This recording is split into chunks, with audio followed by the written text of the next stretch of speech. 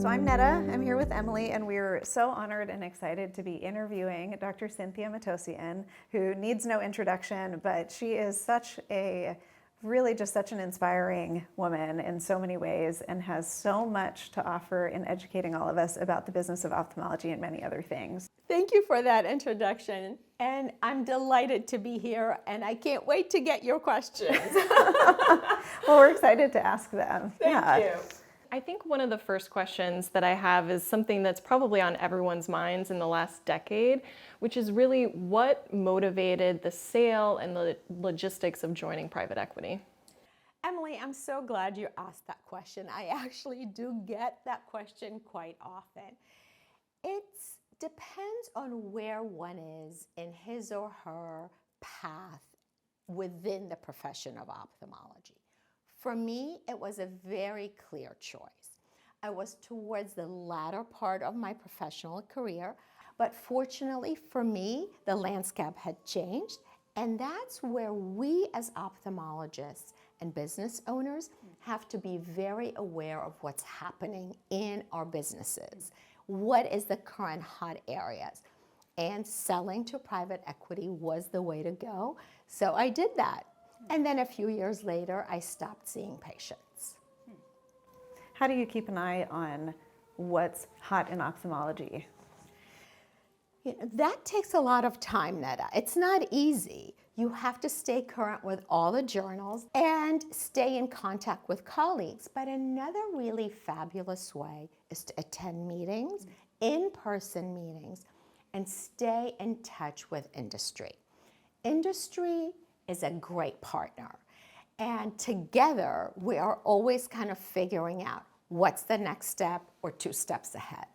Can you give everyone a little bit of background of how you started, kind of the trajectory of your career, how you made the transition and what you're doing now? I just worked very hard, like all of us do, and I partnered with industry from the get-go when it wasn't such a thing to do.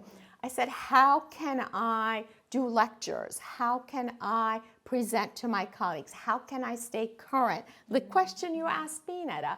And that's how my partnership with industry developed, going all the way back. You know, as a young physician, as any physician, we like to have a plan. We're very type A personalities.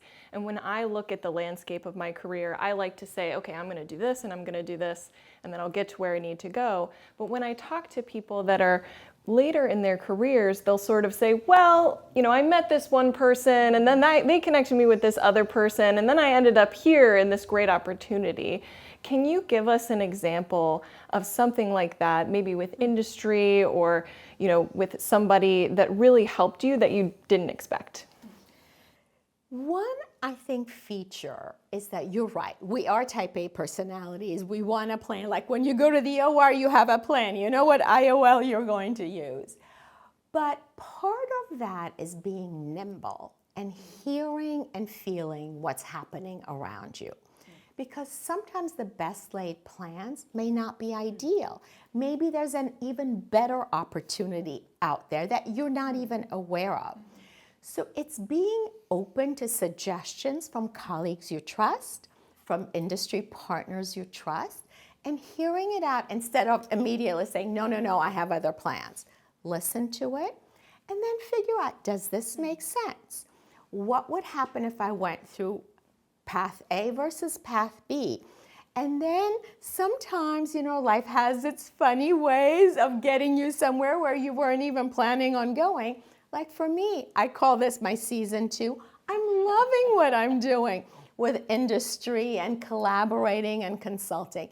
If you had asked me that 20 years ago, I would have said, I don't know anything about that, but I learned along the way. So it's being pliable and open to those kinds of suggestions and opportunities. I love that. I love that. That's such a great answer. Kind of along those same lines, what are some things that you wish you knew then that you would tell yourself, you know, however many years ago, 5 years ago, 10, no. There is a paucity in our education about business and the running of a practice and the financial aspects thereof. Neda, I know you took a course, and that was phenomenal that you did that, but you're a rarity. Most ophthalmologists graduate with incredible degrees from phenomenal institutions, but really don't have the financial skill set to navigate through negotiations, through whether to lease or buy equipment, how to deal with, let's say, human resource laws, and that's how you can get in trouble. You can't do it via a gut feel. There are very specific rules and regulations, and if you mess up, there are penalties. So I would say learn about the business of ophthalmology, take courses on the ASOA side, read books about it, so that you are a well-rounded, not just surgeon, but a business person. That's great advice. Thank you. And I know you touched on this a little bit, but I just want to bring up a quote from your Ophthalmologist Power List 2021, where you said that your proudest professional moment was the large multi-specialty integrated ophthalmology optometry practice that you built from the one exam room, one technician, one receptionist, and the bank loan. But I'm really interested in, how did you find those people? How did you find that receptionist? How did you find that practice manager? How did you find the person that was going to give you the bank loan? It's a team approach. You can't do it on your own. It is very hard to find people, for sure.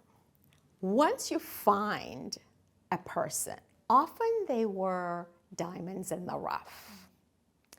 They were people who had potential, but nobody had complimented them. Nobody had given them confidence. Nobody had told them, you can do this. So when I discovered them and saw the potential in them, I took the time to train them. That takes a lot of effort on the part of the practicing physician to also train staff. I personally trained all my staff 1 hour for every 40 hours worth of work. So we had 1 hour set aside Mondays from 4 to 5, where I picked different topics and everybody got together, front desk, the receptionists, the billing people, the technicians, surgical coordinators, because they all had to speak the same language and learn. And some of the things we would focus on was make eye contact, be nice to patients, walk at the same pace as your patients. Don't walk ahead of them. They can't keep up if they're elderly. How to be professional, things that most people may not focus on. And then we would talk about new codes or new medications or new procedures. So everybody knew. As a result, it was a team. And then I would ask different members to present. And that was so scary for them because they didn't have the confidence to even raise their voice, stand up, but that gave them person skills, and that carried over to becoming just the, confident team members that they were part of Matossian Eye. I absolutely love that, because so many ophthalmologists coming out of their training may not have those skills to find those people and build them up. So I think that's hugely important what you said, and I hope that everyone listens to that and can use that in their own practice. Yes, that's a key, find the diamond in the rough and help polish that person. And then they're so grateful to you because you've made them into this confident young man or woman.